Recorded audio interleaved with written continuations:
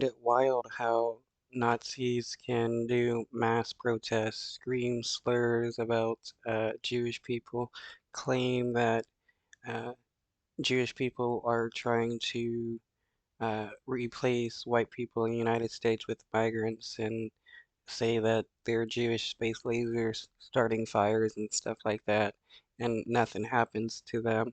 But the moment you start criticizing the Israeli government, you get arrested. We now know at least 28 people have been arrested after today's protest at Emory University. I'm Alan Devlin. I'm Savannah Louie. Multiple groups protesting into the night against the Israel-Hamas war and the Atlanta Public Safety Training Facility. According to Emory officials, objects were thrown at police officers during protests on campus today. Georgia State Patrol says troopers used tasers and pepper balls to try to control these unruly crowds. Atlanta News First is live tonight with video of the new clashes happening this evening and response from students standing in solidarity with the protesters. We begin just off. It's wild the kind of force needed to silence these people. It goes to show who's on the wrong side of history here, and that is the people supporting the genocide by the Israeli government. If you need police in order to arrest people for peaceful protesting against a government, you're on the wrong side of history.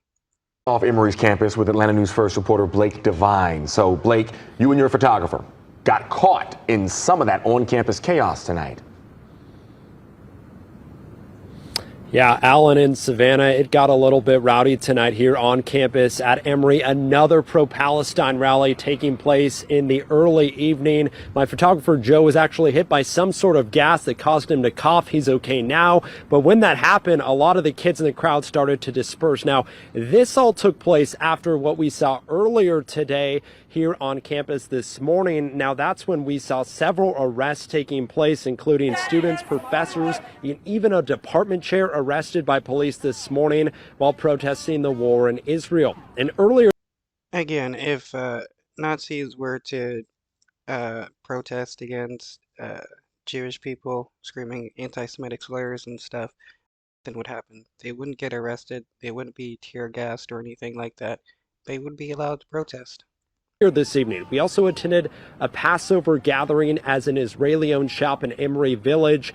It was just a peaceful gathering before it took a turn for the worse when a pro-Palestine supporter showed up and he started shouting at the group across the street.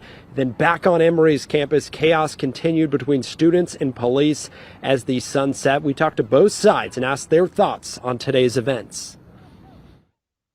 The anger, the tension is boiling over and someone's going to get hurt. I really do feel that way. It's been nothing but peaceful here. Like on the pro-Palestinian part, it's been nothing but peaceful. We just want to help end this genocide.